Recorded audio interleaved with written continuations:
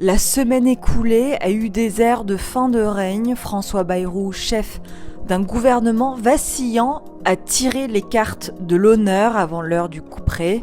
La droite se cherche un cap, la gauche rêve tout haut et Emmanuel Macron, lui, tel un prestidigitateur fatigué, tente encore de tenir les fils du jeu.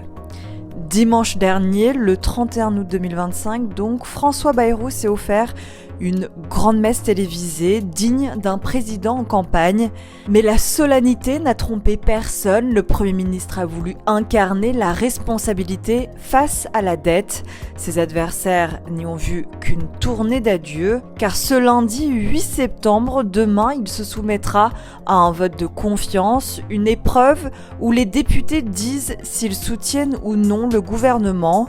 Et s'il refuse, son équipe doit tomber, un couperet rare mais implacable.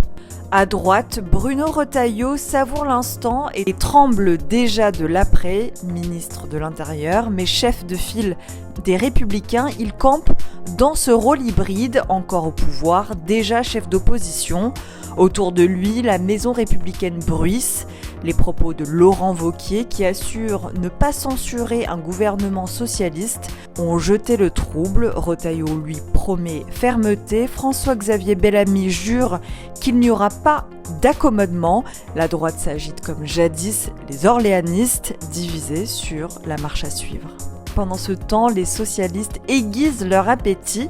Olivier Faure, à la tête d'un parti qu'on disait moribond, rêve désormais de Matignon. Leur contre-budget, fait de taxes nouvelles et de dépenses promises, a glacé les milieux économiques. On entend déjà les échos de 1981, cette année où François Mitterrand, fraîchement élu, avait fait voter des nationalisations et un impôt sur les grandes fortunes. 30 ans plus tard, patrons et investisseurs redoutent de revivre le même cauchemar, celui d'une gauche qui dépense sans compter. Et Emmanuel Macron, il joue les équilibristes. À l'Élysée, on teste tous les scénarios, un socialiste à Matignon, une coalition introuvable ou la dissolution de l'Assemblée, brandie comme une épée de Damoclès. Le président veut gagner du temps, mais l'histoire enseigne qu'à trop temporiser, on finit toujours par être emporté par la vague.